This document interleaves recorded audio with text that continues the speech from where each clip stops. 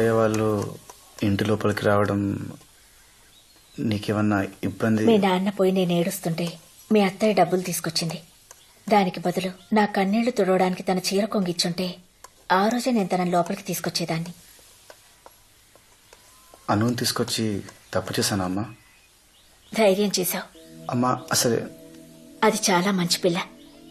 నువ్వెక్కువగా ఆలోచించి దాన్ని ఏడిపించుకో.